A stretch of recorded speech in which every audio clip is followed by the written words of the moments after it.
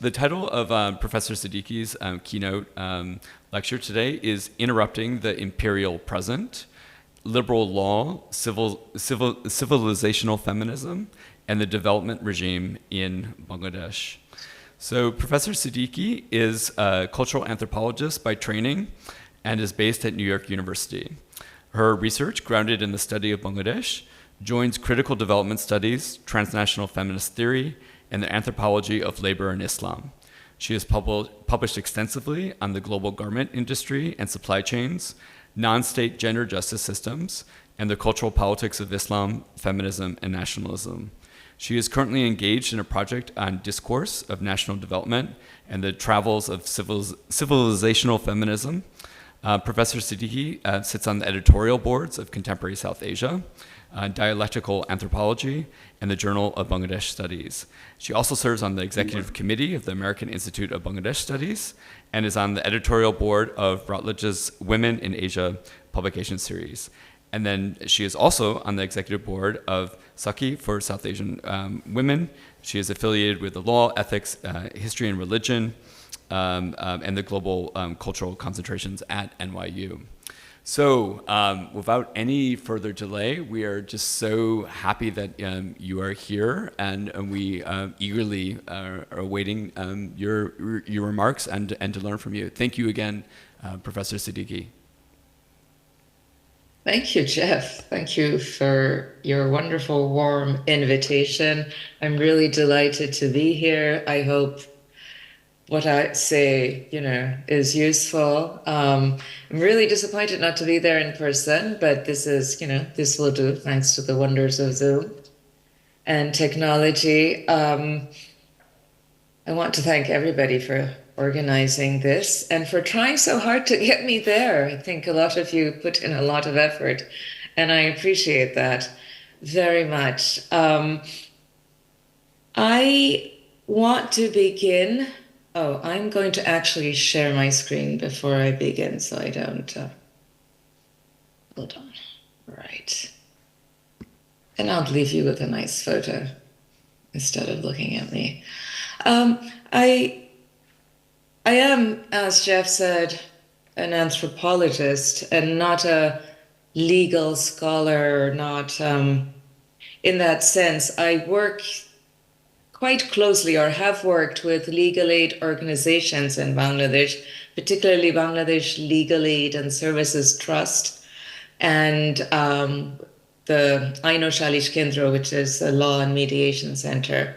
So I'm quite familiar, but I come into their world. I find that my world of anthropological thinking, there's a real gap between that and the world of lawyers and activists. And I find that always very interesting to think about the gaps, because I'm trained to always try to make problems, to complicate what seems like either to complicate a problem itself and the solutions to that problem, and to complicate what the law means. So it's been always a very interesting interaction. And I come from that place, from having had a very close relationship with these organizations. As I like to say, some of my best friends are lawyers, and they really are. But we certainly have very distinct views on what women's rights are. And I, as a feminist, that's sort of where a lot of my work is. What constitutes rights and what constitutes the good life, what is a problem for women, and how to go about go forward in trying to bring a better life for everyone. So that's a preface. The first section of my talk, and it's going to be about 10 minutes, and I'm going to take the privilege of being the keynote speaker to do this. The first section is called Law in Our Time. And I'm talking, when I say our time, I'm really talking about today, 2023, and the last 2 months. And I want to begin with some general reflections on what I call law in our time, which I hope will situate more fully the arguments I make in the body of my paper, but also shed light on my rather inelegant, very large, unwieldy title. But there's a reason I've put all of these things together. This part of my talk may sound more political than academic, but as Edward Said reminded us long ago, this division between political knowledge that's ideologically loaded and somehow an ideology-free objective knowledge, that the making of that division is, of course, an effect of power. You have to, it's in his case of the imperial power of the times that he studies, but even determining those lines of difference, determining the dichotomy, calls for, maintaining and securing this binary distinction involves an exercise of power of all kinds. And of course, what kind of power depends on the context. But it is important to remember that, so that we are always talking about deeply political categories that are neither, that come to us neither given nor self-evident. And I say this, and I'm sure you know this, but it's particularly important when we are talking about law. And I'm going to use law in this general kind of way. This is a deeply troubling time to speak on law and society with any kind of conviction or authority. It's day 71, perhaps, or day 72 of the genocidal assault on Gaza, which, among other things, has exposed once more the intimate relationship between law, imperialism, and violence. As the genocide continues to be live streamed, it is once more increasingly evident that what goes under the sign of international humanitarian law is deeply compromised. Much of the ensuing discussion has focused on the selective invocation, the hypocrisy or double standards, or the complete ignoring, irrelevance of international law. Now, of course, all of this is true enough. The more significant question, it seems to me, concerns the logic that is mobilized or deployed to justify the selectivity of application. How, faced with the overwhelming visual evidence to the contrary, in spite of horrific real-life testimonials accumulating on Instagram, on Twitter and TikTok, how this selectivity conceivably can be defended, embraced, and reinforced, as it has been not just by the United States, but the vast majority of Euro-American nation states, okay? All of whom happen to be current or previous imperial powers. How do we understand the apparent futility of the law? A significant problem, as I see it here, is the liberal assumption that law is essentially innocent, and any deficiencies can be attributed to corrupt states or institutions, wayward legal actors, rogue states, and so on.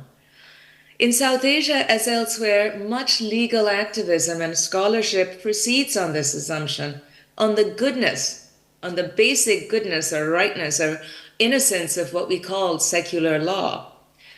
Put differently, secular liberal law is assumed to be necessarily emancipatory, especially for women, most certainly for Muslim women, which is where I want to end up, talking about.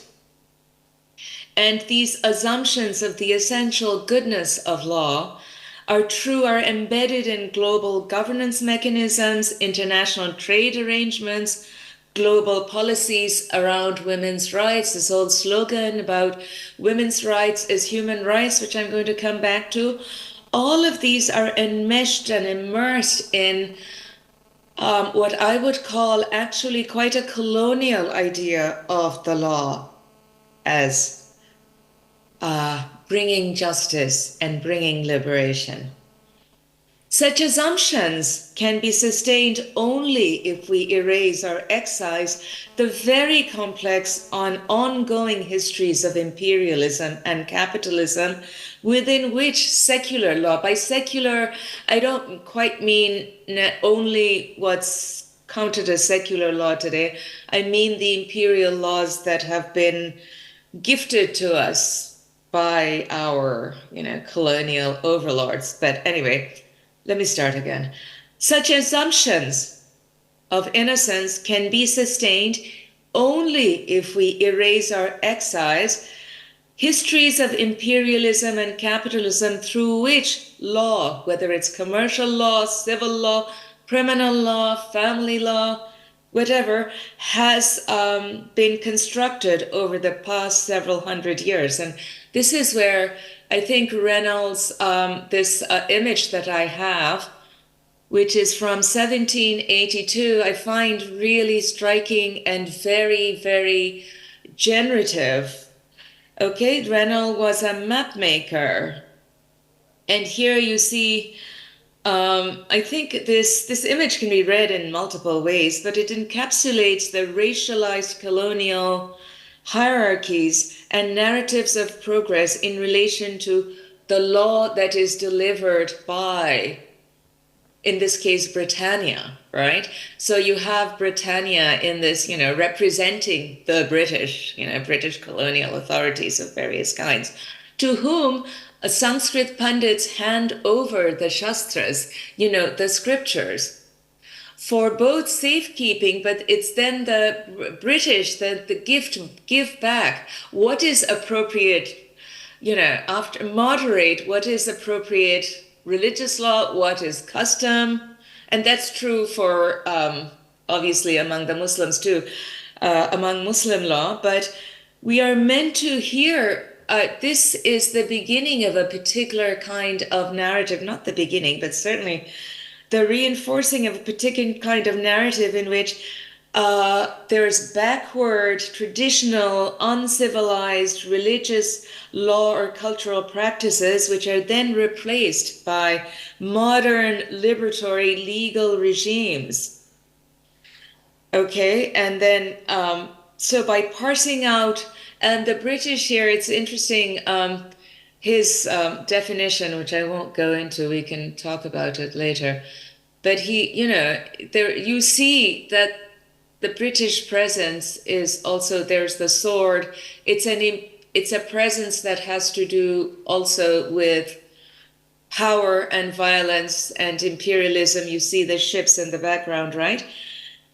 By parsing out so-called barbaric practice, the native is humanized. Here is the, So basically what you see is this narrative of law giving, handing over to the British what you have and the British giving back to South Asians, the law, whether it's Anglo-Muhammadan law, which is what we have in Bangladesh and Pakistan, for instance. It's a sign of a kind of civilization, the native is humanized, and in the process, the colonial state confers sort of, accrues moral authority. As the anthropologist Talal Asad argues, here, under conditions of colonialism, what counts as a barbaric practice that the colonial authorities need to excise, what counts as suffering, and the demarcation of the lines between civilized law and barbaric practices that must be reformed or deleted altogether. These lines are produced through an complex imperial matrix of power over the longue durée. But what is interesting is he argues that law is part, he's not talking about just about law, but this law is part of becoming civilized or humanized. It's learning to see certain practices as insupportable, what makes you civilized is you realize what the British claim to be. I'm saying the British is a horrible, homogenized term, but I'll just use it. What colonial officials and others label as barbaric becomes a sign of barbarity, what they label as civilized. Learning to recognize these differences is a way to learn to become, to be recognized as human. To make so one's recognition of humanity depends upon cultivating a particular secular sensibility. So there's this phrase in all of this legal stuff that we have, what is repugnant to the sensibility, right? What constitutes repugnance is something that is obviously not given, but it's produced through these power relationships under colonialism. And I will actually tie this to child marriage and women's rights in a way, so bear with me. To make a long and complex story short, the reconstitution of laws and customs under colonial conditions was very much shaped by and in the service of imperialism. And we know from the way what is called Anglo-Mohammedan law, we know how that's produced. Our colonial inheritance in South Asia is the cultivation of a particular moral, legal sensibility,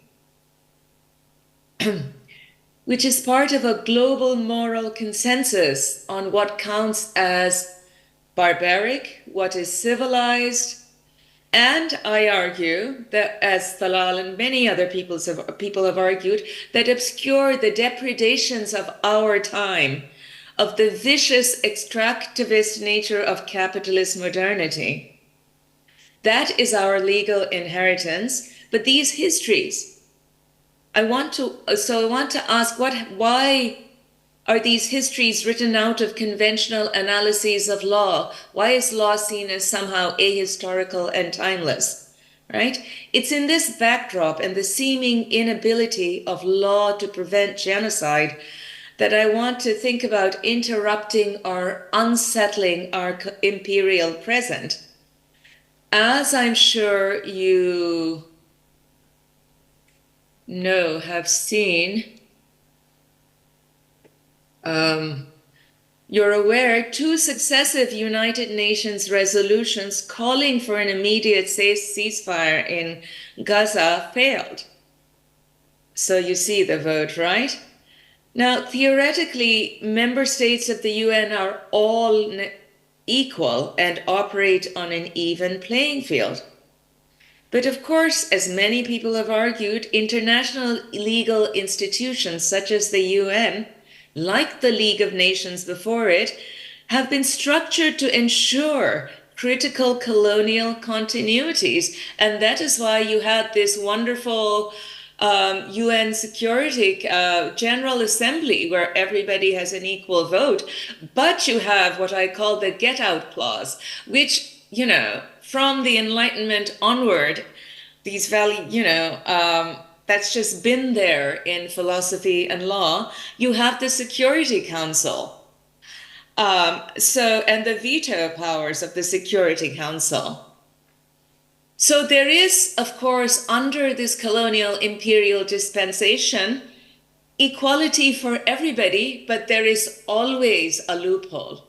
And in the case of the youth, so what happens when we incorporate that excised history of imperialism back into our analysis of the law? Now, this may sound counterintuitive, but what if we don't look at the outcome of these votes as failures of the system? What if the law is doing the work that it was meant to do, which is to protect key imperial capitalist interests? I think that's a whole other way for us to think about what's happening. The system is working. The system is meant to work. The rhetoric of the system is meant to work in particular kinds of way. The rhetoric of equality, the rhetoric of human rights, it's all there. but it's operating quite well, I would say. What holds this together, I don't have time to make a full argument about this, is a narrative of civilization, which is what I'm interested in and what will be hopefully the through line in what might otherwise appear to be a somewhat disparate presentation or talk.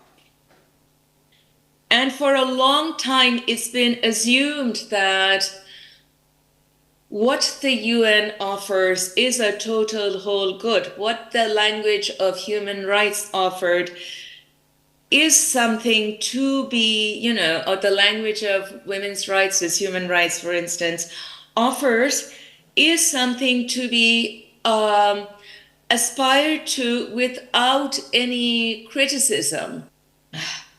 The blatant disregard for international law by the US and its allies has shifted things a little bit, has forced into the global public sphere a set of questions around law and humanity. Who counts as human and is therefore worthy of legal protection? Whose suffering can be recognized? And who is evicted from the protection of liberal law? Whether it's national or international, and again, I won't go into this, but this is not just a way of talking about how horrible Euro-American powers are. I think all of our states, our nation states, our governments, and our national capitalists are imbricated in this system. But the question of the proper deserving victim, I would say, is intimately related to how value or worth is distributed among different populations. And this has a much longer colonial genealogy. The fact that some people are human can be called human animals and other people can be called fully human, it's not particularly new, but there is a much older common sense, racialized common sense on people that people are drawing to make these arguments. These are generally submerged but have taken on new visibility with what's happening in Gaza. As the exclusions embedded in supposedly universal categories become impossible to ignore, it's become increasingly clear that what is at stake right now, and of course what is really at stake is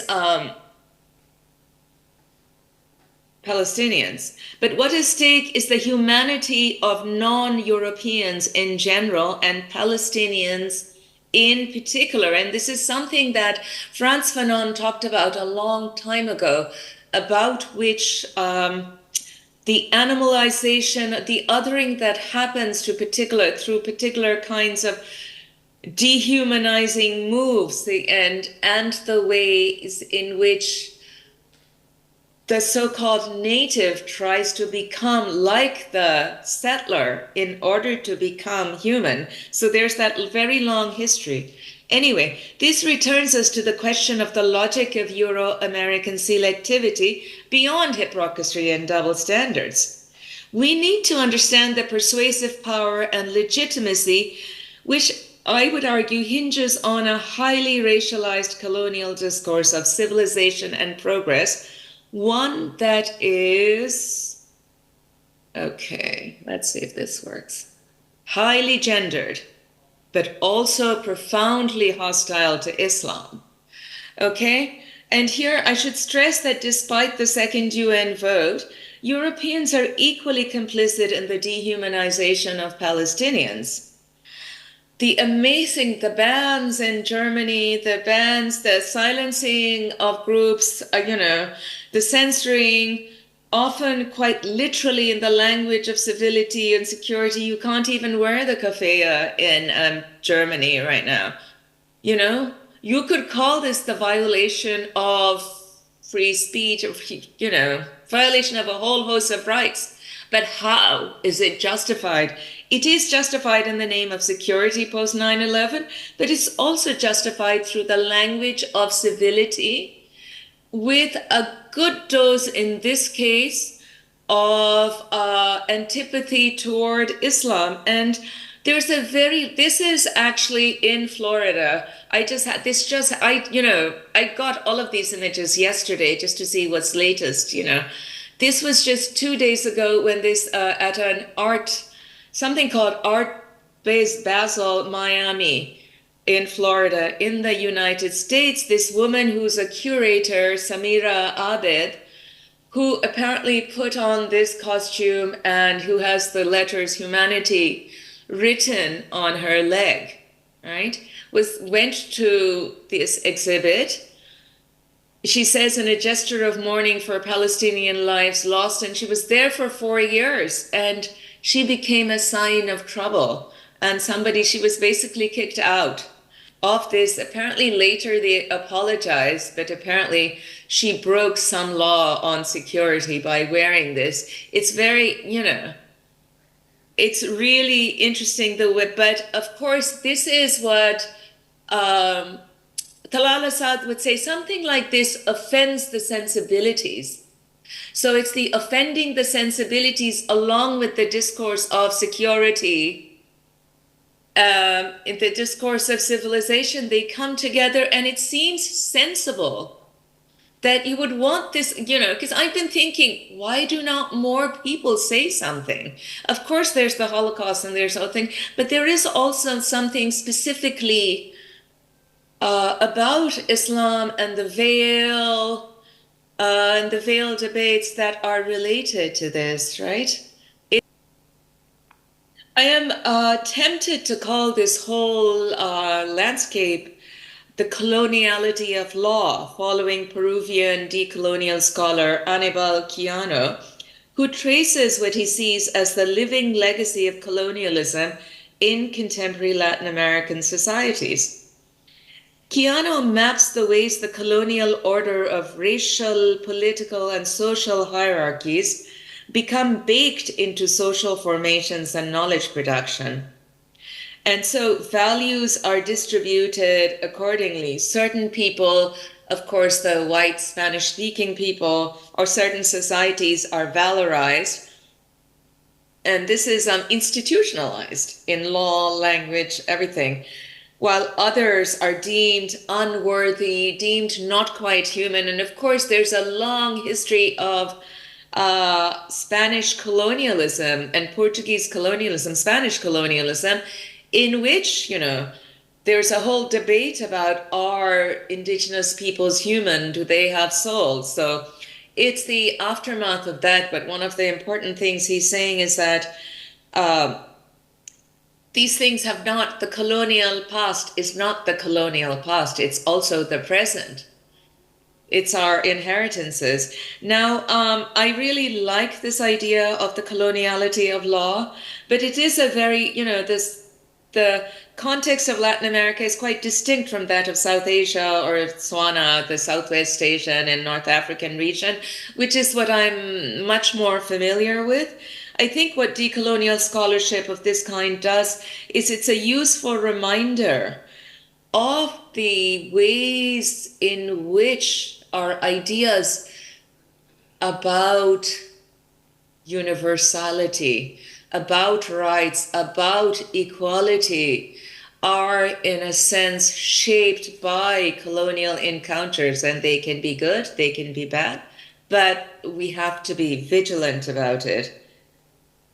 Okay. So I want to end this section with 3 main thoughts that will allow me to segue into the substance of my paper.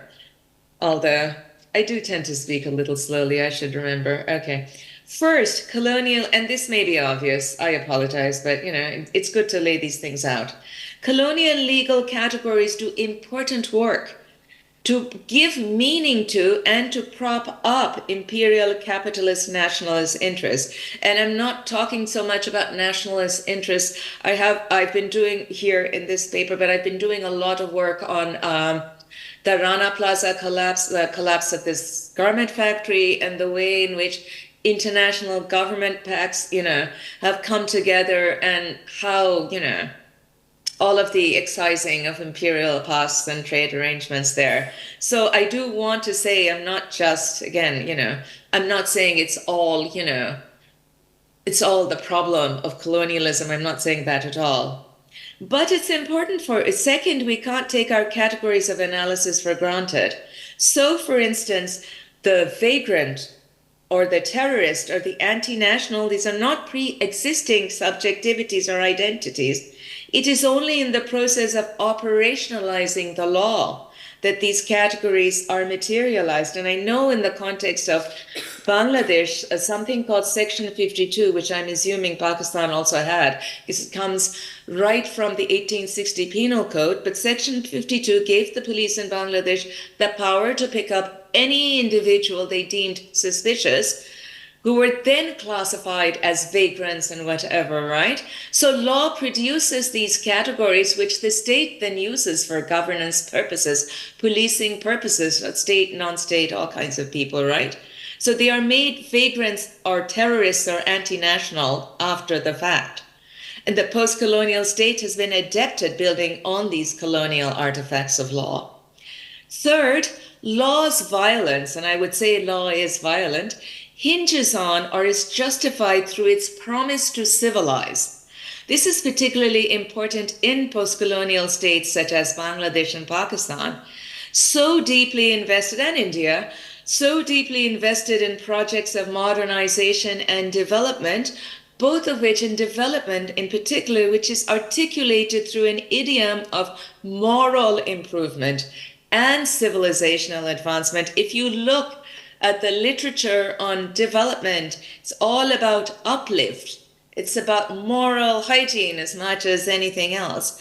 And I'll talk about this in relation to the concept of civilizational feminism, a term coined by Martinican theorist Françoise Verger, who talks in the French context about how contemporary, who has a real critique of contemporary French mainstream feminism, which she says it claims to be universal, but it is very provincial, one could say, because and it relies on this civilizational discourse. So she talks about the headscarf bans, which, you know, the French, having been in Algeria and elsewhere, have a deep obsession with the veil and banning the veil, as I'm sure you know. But the question is not only about do women have the right to veil or not to veil. She's interested in why leftists, feminists insist that the veiling should be banned. And one of the things she says is that there's a way in which these supposedly secular women see the banning of the veil not just as refusing to give individual Muslim women or girls their right to religion, right to choose what they wear, but as a pathway to become humanized, to be civilized.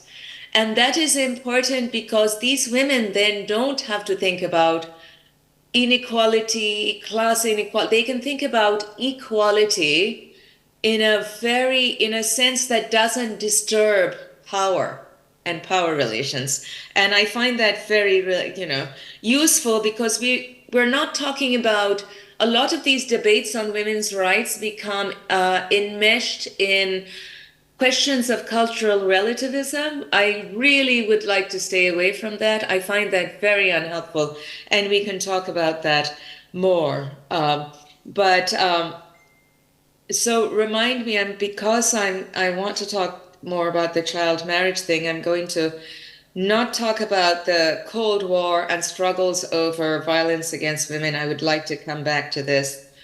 What counts as women's rights in the question and answer. So now I will go to my section, the next section, which is called Child Marriage in the Feminist Imagination. And I do this because child marriage, all of a sudden, it became, a very, something that was everywhere in the Bangladeshi feminist imagination, but also globally. So sometime in 1972, in the midst of heated debates in the Constituent Assembly, Bangladesh Mohila Parishad placed a 16-point charter before the Prime Minister of newly independent Bangladesh, of the newly independent nation. A women's platform once affiliated with the Communist Party, the BNP was ideally placed to chart a feminist agenda for a post-colonial nation state with explicitly socialist leanings. Its vision included free and mandatory education for girls, implementation of existing laws against polygamy, equal work opportunities for women, and so on. Point 8 urged the government to realize the equal rights of women in divorce and put an end to coerced marriages of adult women against their will. Okay? Two features of this progressive and forward-thinking document stand out. First, child marriage as cultural practice did not preoccupy feminists. Unlike dowry, marriage of girl children was not identified as a tradition marked for elimination. Second, the broader question of violence against women, in which child marriage debates are today nested, did not merit explicit mention. This is actually curious since women's issues entered the Bangladeshi state's lexicon through the figure of the sexually violated woman or man in the time of the Liberation War. And today is actually Victory Day in Bangladesh. And it is perhaps ironic or just that I'm talking to Lahore, in Lahore. In any case, 50 years later, the discourse of violence against women, or VAW as they call it, is everywhere, a master category and fundamental aspect of state and non-state efforts to ensure gender justice and economic development. Now, I should say what I'm interested in, feminists have talked about sex trafficking, acid throwing, dowry-related violence, fatwa-driven violence, and the addition of child marriage to this long list might appear to be unremarkable. But I, of course, wanted to see, why child marriage emerges when it does, and what the work it does, because it didn't seem to me self-evident that this was the most important problem for feminists in Bangladesh. I do want to say, I'm not saying that I'm not arguing for child marriage, whatever that might mean, and I'm not saying that people have the numbers wrong, that actually if you count there, I'm not going there at all. I'm making a different kind of debate. Just leave it there. Around the mid to late 2000s, a cluster of news stories and policy reports on child marriage, invariably accompanied by lush visuals of garishly made-up girl brides, began to circulate globally. In particular, accounts of child marriage in Bangladesh appeared ubiquitous. This is one here. These range from human rights reports on climate change. There's one from Human Rights Watch, which declared there was an epidemic of child marriage. The report itself was actually quite good. It was the title that was so problematic. And a Foreign Policy Journal special issue. Oh no. Okay. Some of my slides are missing. Don't worry about it. Special issue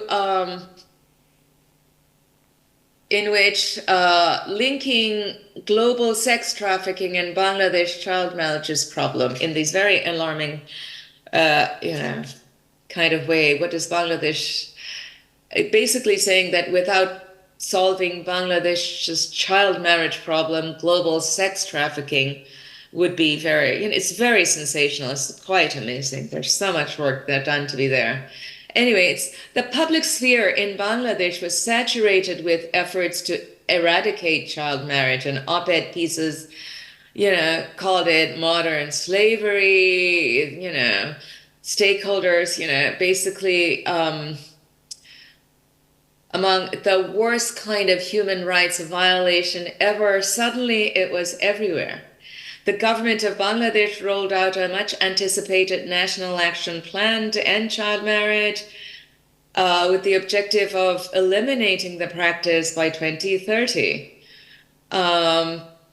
Lots of money. In 2017, the government amended the 1929 Child Marriage Restraint Act with a special provision. This, I don't know why this is coming out this way. I'll just put it this way, with a special provision there, and I'll leave it there for the moment. So lots of activity going on, right?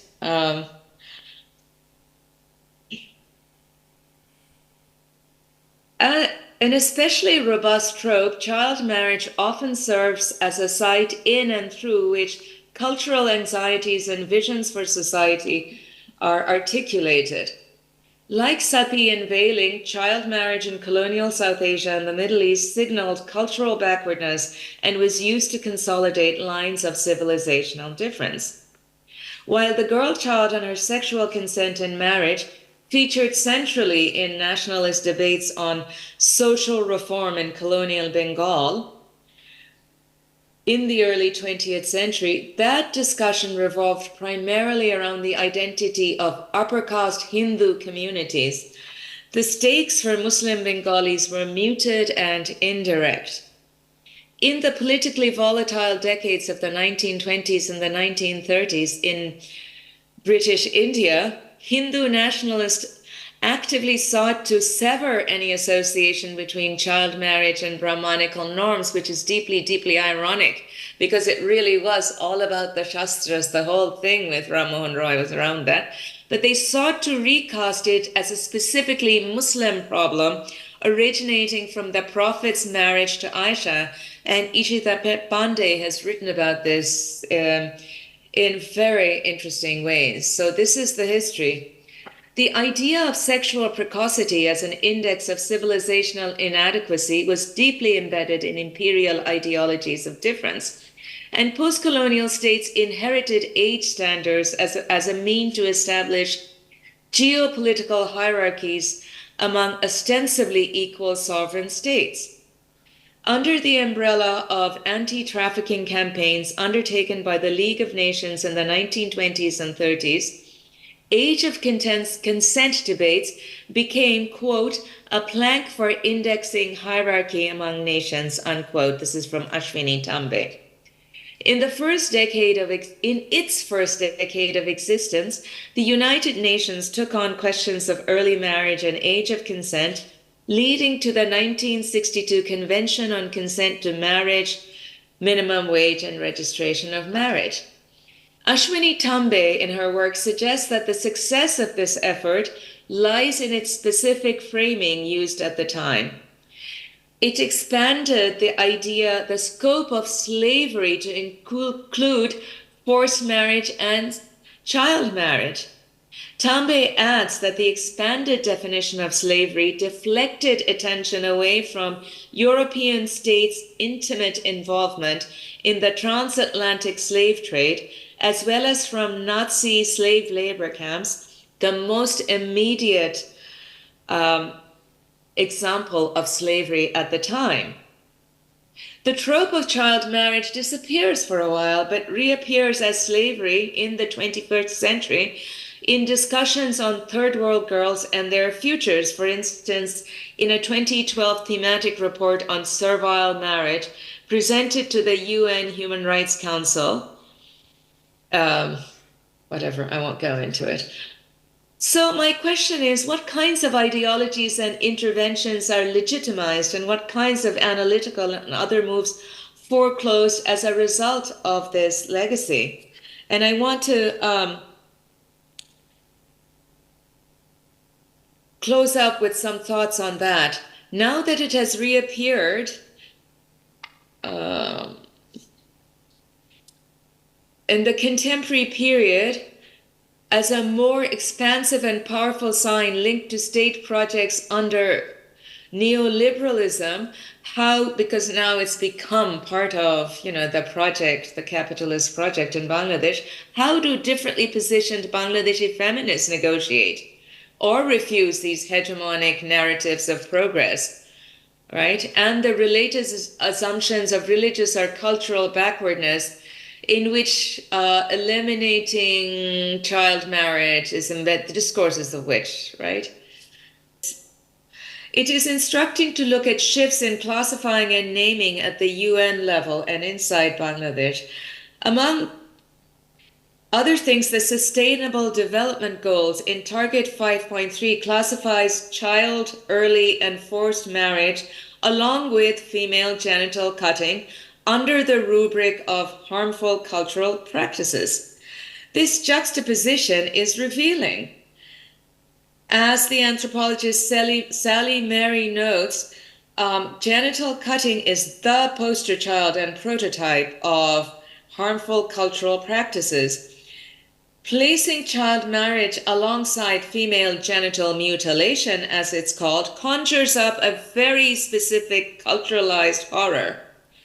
Mary goes on to observe that even if rarely articulated, notions of what it means to be civilized remain pervasive in UN documents. 19th century narratives of progress and racial difference can be smuggled into prevailing theoretical models through the binary of tradition and modernity, and an implicit juxtaposition of civilization defined in opposition to culture. These older civilizational logics endure in many forms in Bangladesh, but the new common sense around child marriage is mediated through distinct intersecting conditions of global capitalism, nationalism, and developmentalism. The cunning of this new discourse, I argue, lies in its power to naturalize a particular vision of economic development and the good life, placing limits on individual and community horizons of expectation, and doing actual harm in some instances. And the harm, I will come back to the child marriage in the discussion if we have time. I'll talk about it. The panic over child marriage today does crucial ideological work, smoothing over contradictions around discourses of female empowerment, sexuality, and poverty reduction. So we might ask here, to wrap up, we might ask, following Laila Abulugod, what Bangladeshi girls are being saved to once they are saved from child marriage. Quite likely, their aspirations center on employment in one of the several million apparel export factories that dot the urban landscape. This is the point at which the cunning of this form of global governmentality is the most powerfully at work. The mobilization of the category of child marriage, understood as barbaric practice and violent cultural norm, standing in the way of girls' empowerment and of national development, works to obscure the actual capitalist violence awaiting those who labor in factories. Now, I'm not implying that all garment factories are sweatshops trapped in a backward time in need of Euro-American rescue plans like the Accord, not at all. Rather, the power of this discourse is to shift the source and site of scandal from the neoliberal state and the hyper-extractive, financialized global order in which it is nested to the realm of culture and norms, thereby foreclosing critical lines of interrogation and imagining alternative futures. Of course, it doesn't hurt if the culprits are racialized predatory men, particularly Muslim men. So here, I think maybe I'll just stop here because I've been speaking for 45 minutes or more, and I have a lot more to say, but maybe we can do this in the question and answer session. What do you think, Jeff? I can't see you. I think that's excellent. I just want to give you a round of applause. And just before we begin the Q&A, I just want to say that many of the themes that you address have come up today, yesterday, and tomorrow. So apparently, in particular, thinking about sort of the violence of the law, and the supposed innocence of the law is something that we've been sort of grappling with, as well as the distinction between law, politics, society, and how those demarcations get made. And I think you usefully bring in the category of power, which we need to do some more fleshing out with in this room. So there's a lot that resonated with the discussions in this room, and I just want to express my appreciation for the carefulness with which you walked us through this history and the present. So I don't want to take up any more time myself, but I do want to turn it to questions. So we have a microphone in the room, and we also have, obviously, people on Zoom can raise their hands if I can.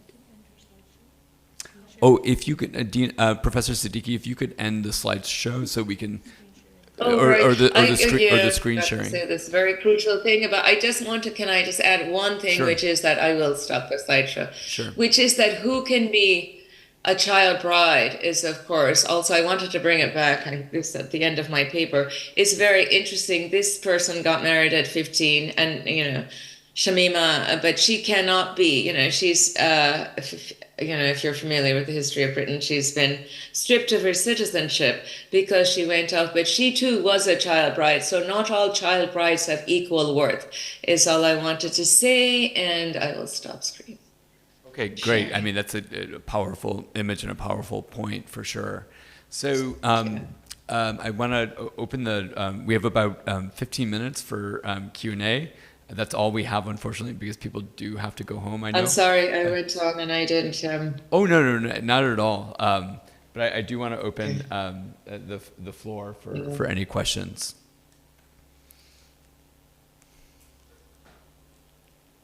So can I begin by asking about sort of the functioning of the law? So. I mean, I found your observation that the system in the present moment is operating as it's intended to do. But some of the discussions that we've been having around the table here is thinking about the violence of law, but also the ways in which it's hard to characterize necessarily the nature of law. That law is sort of a protean concept, and that it's often embedded, especially in institutional contexts, whether it be a homeless shelter or in a prison, with care, and it's often difficult. It's often difficult to know in those spaces because there's not public access to those spaces. So it's easy to characterize them as spaces of violence, as spaces of legal violence. But there are other firsthand accounts from people that acknowledge the violence, but also acknowledge other capacities of the law, including care. So I guess I want to ask you to, I don't know, reflect on that, or criticize that, or critique that, or is law only violent? It certainly has violent capacities, but what other capacities do you see laws as possessing? Wow, that's a very good question. Right. Yeah. Is law, I'm certainly, no.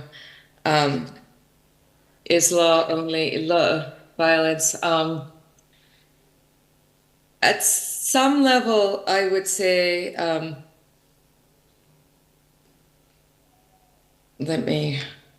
politics of care. I guess I have a somewhat suspicious view of law, so perhaps, so that's where my question will come from. Gosh, there's two of me on screen. One, okay. Right. I think, say, in the care of the law, the care in a homeless shelter, the care in a vagrant home, the care comes from relationships that are forged, right? Is it the law it comes from perhaps kinship relationships or fictive kinship relationships that are tied. I'm not exactly, because I don't know the context of what you're talking about, but it seems to be it's those kinship ties or fictive kinship ties are ties of community and community making can be enabled by law and not be enabled by law, but law has sort of this incredible discretionary power that comes from the way in which it is materialized through institutions. I'm not sure where I'm necessarily going with this. I'm always kind of stuck when I get to this part of, and that's very typical of a lot of anthropologists about how to move forward, in a sense, because one can critique. But I do think that there's a care can slide into discipline very easily. And that's a line that I think we need to constantly be aware of. So it's not a question of can law do good as well as bad? Is law always violence or is not? But we know that law has tremendous disciplinary powers, right?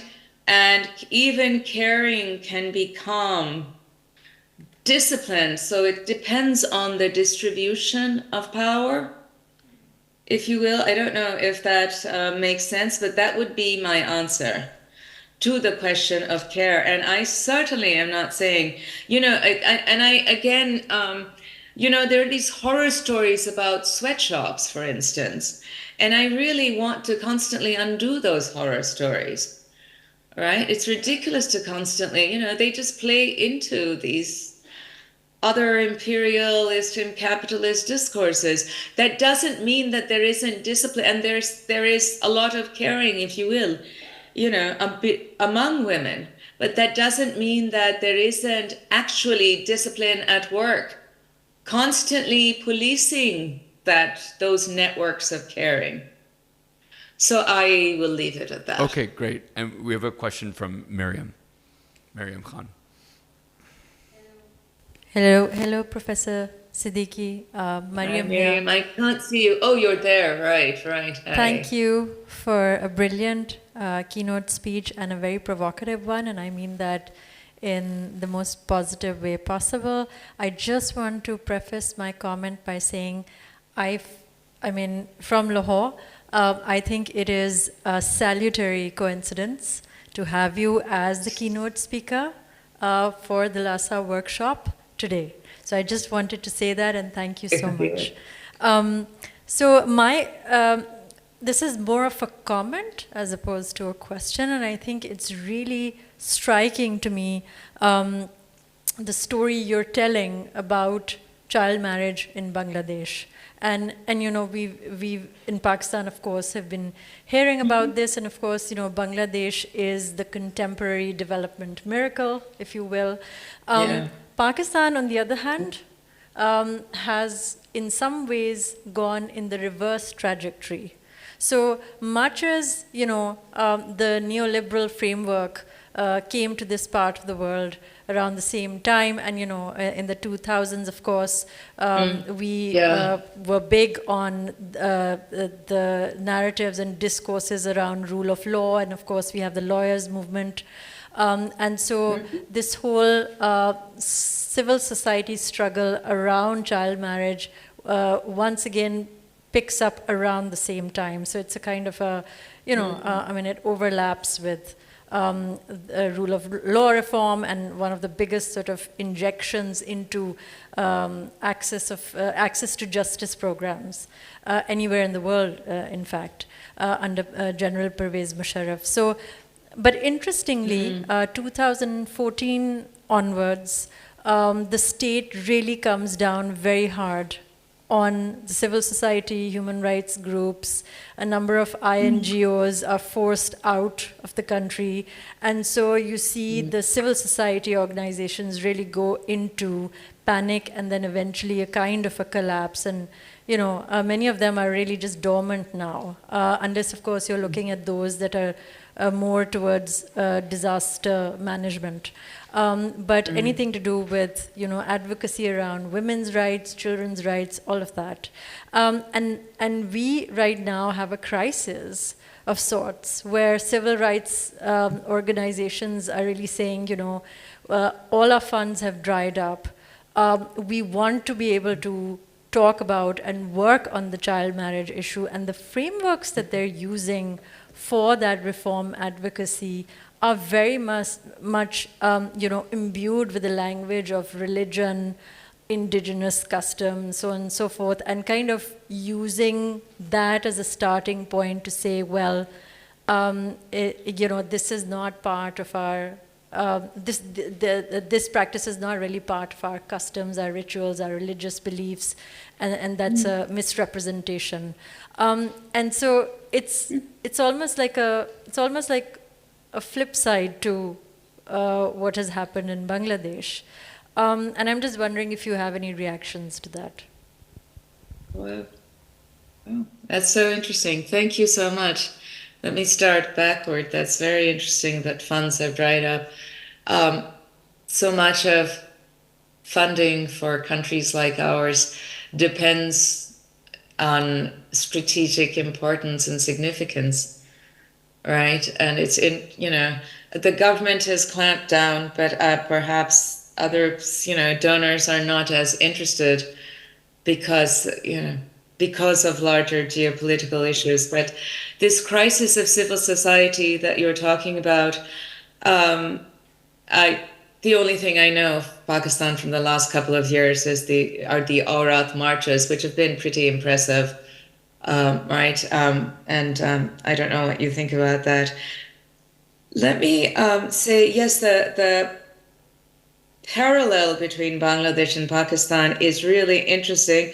In a sense, first of all, I'd say that Bangladesh has been very lucky for not being important until recently, at least geopolitically, unlike Pakistan, which has allowed it to chart a certain kind of course that is capitalist modernity and all of that. But there's been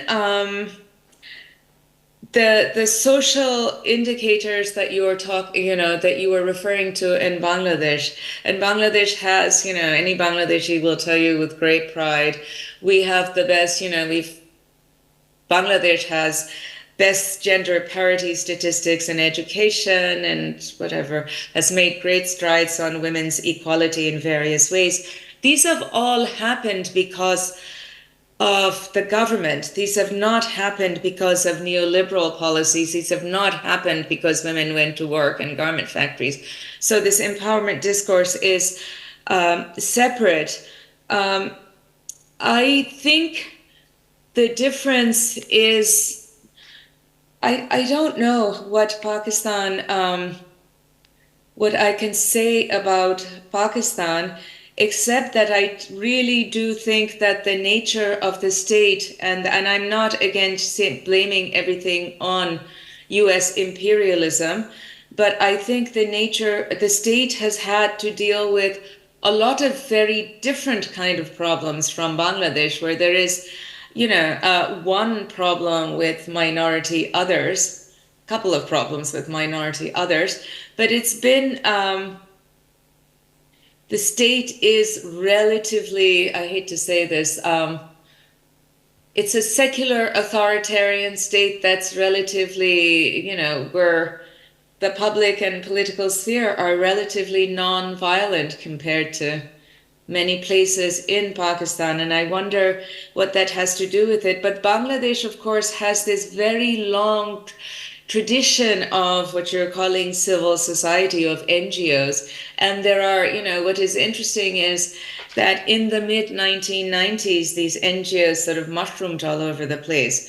But they were still, and most of them did microcredit or whatever, but some of them have continued to don't take money from donors, but do take money, but from very selective donors. But they're pursuing a different kind of, I would say, progressive agenda around women's rights that's been very useful in Bangladesh. And that tradition is from the war in 71, then the floods, the famine, all of that has meant that there's a very strong civil society, I suppose, movement, people's movement, that hasn't been able to turn away, hasn't been suppressed as much as it has in Pakistan. Now, I would say the child marriage debates are a way to depoliticize, take attention away. And it's very interesting you say that the civil society struggles overlap with reforms around child marriage. And I think my one issue is, and what some people in Bangladesh are trying to do, but most people are not doing, is trying to put the child marriage debate within a larger issue of questions of women's inequality. Why do parents want to marry their daughters if it's not culture, if it's not,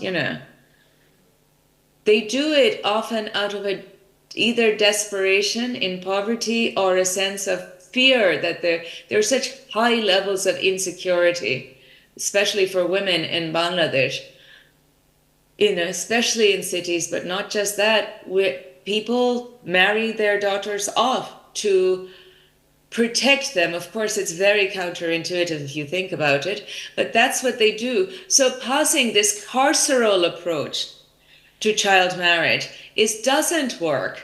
But that's where a lot of the NGO-inflected donor type movements seem to be moving toward. So I think in Pakistan, a lot, has been done, I'm sure, but I would say there are so many other people have stakes in what happens in Pakistan in a way that I think don't in Bangladesh. In Bangladesh, it's the Zaras and the whatever, Walmarts. The capitalists have a lot of stake. Political stakes are quite minimal in Bangladesh. Until recently, suddenly China, has become a big thing, but that's only in the last 2 or 3 years. So I really want to bring into the discussion, that's at least how I look at it, into the discussion of what's happening in each of our supposedly sovereign national spaces. How, and I'm not saying that, the Americans came and suppressed the lawyers' movement, of course not, but conditions are created to enable certain things to just move out, fizzle away, right? And those are things we have to keep in mind. I know that's a very, I'm sorry, Miriam, I don't know if that's a very fuzzy, not satisfactory answer. And thank you for your comments and I do think that there's something particularly no, thank you so much. good about my being here today. Yeah. You touched on a number of very interesting insights. So thank you so much for that. And on that note, I think we do have to end today, and I do think that we do have to say goodbye. So it's 7:30 p.m. here in Lahore, and I know that we've had a long day here, and we have yet another long day tomorrow. So again, I just want to thank you, Professor Siddiqi, for a very inspiring and provocative in all the good ways keynote. And I hope that we can stay in touch. We hope to have future iterations of this workshop. And we hope that you can be involved. Thank you so much. Thank you again. Have a great evening. Thank you so much. Thank you very much. Okay, take care. Sorry, I'm going to miss all this yummy food. I'm sure you're going to go off to dinner. Yeah, you did miss some good food last night. Yeah, okay, take care. Thank you.